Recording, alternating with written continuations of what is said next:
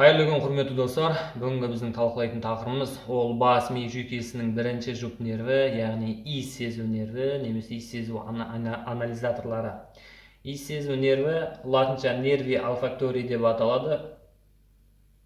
Бұл қызметіне қарай сезімтал нерв болып келеді. Яғни иіс сезу нервінде біз үш бөлігін ажыратамыз. Ол рецепторлық бөлігі, өткізгіштік бөлігі және орталық бөлігі. Мына суретте көрсетілген заттарды атап кететін болсам, бұл жерде ламина криброса, яғни торлы сүйек көрсетілген, иіс сезу буылтығы, иіс сезу жолы, иіс сезу үшбұрышы және корпус каллосум мүйізгекті дене, таламус, емізгіше дене, одан кейін бадамша тәрізді дене, ілмек және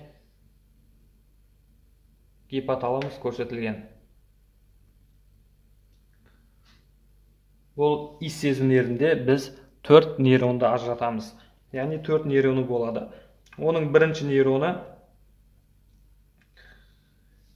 иіс сезу аймағында, яғни иіс сезу аймағында орналасқан. Иіс сезу аймағы деп отқанымыз ол мұрынның жоғарғы жолының шырышты қабатында орналасқан аймақ. Бұл жерде бірінші нейрон орналасқан. Яғни бірінші нейронымыз ол биполярлы нейрон. Екінші нейрон ол митральды нейрон деп аталып, ол иіс сезу буылтығында орналасады.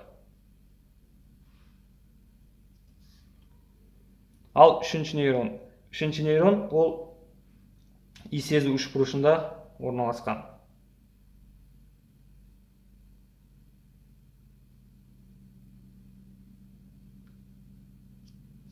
Суретте көрсеттік. Төртінші нейронымыз ол ілмекте орналасқан.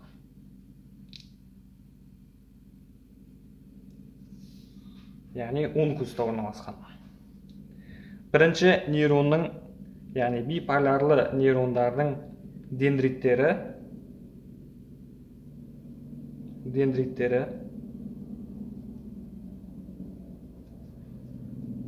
рецепторлармен байланысқан.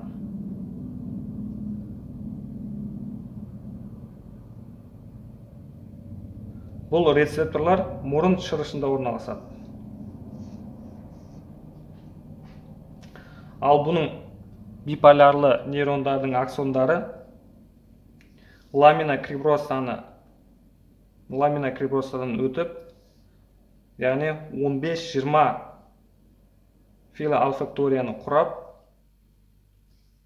иіс сезу буылтығына кіреді. Иіс сезу буылтығында бізде жаңа атап кеткендей екінші нейрон орналасқан.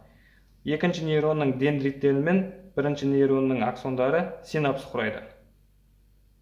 Яғни синапс.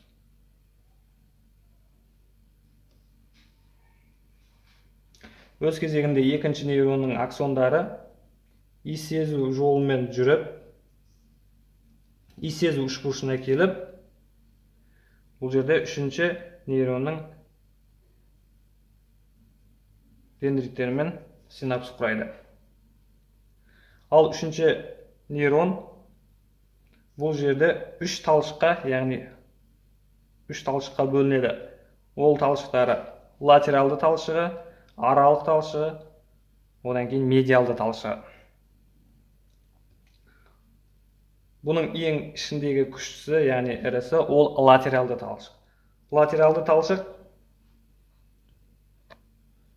Латералды талшығы тікелей ілмекке барады. Ол өз жолында кішігірім тармақтар беріп кетеді, яғни ол тармақтары бізде бадамша тәрізді денеге, кейінгісі гипоталамусқа барады. Яғни бадамша тәрізді денеде ол бізде иіс сезуді эмоциямен байланыстырады, ал гиппокампта ол иіс сезу сақталады. Яғни есте сақталады. Енді аралық талшығы ол бізде мөлдір қалқаға өтіп, мөлдір қалқадан күмбез арқылы ілмекке келеді. Ал енді медиалды талшығы. Медиалды талшығы корпус коллосумды айналып өтеді. Корпус коллосумды айналып өтіп, ол да ілмекке келіп, төртінші нейронға ұласады. Яғни төртінші нейронмен синапс құрайды. Яғни бұның үш талшығы да ілмекке келеді.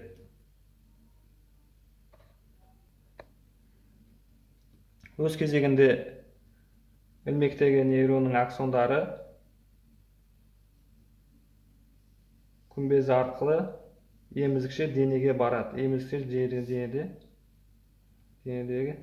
ядроға барады. Ол өз кезегінде таламусқа барады.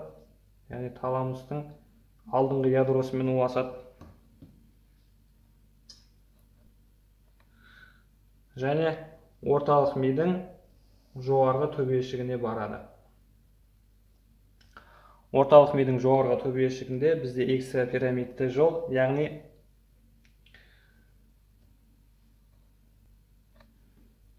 латынша айтсақ, трактус тектоспиналис басталады. Бұл жол кенет күшті иістік, көрулік, естулік және тактилді тітіркеніштерге шартсыз рефлекторлы қимыл қозғалыс ретінде жауап беріп отырады. Ал бұл емізікше ілмектен екі талшық шығады және таламус. Таламус өз кезегінде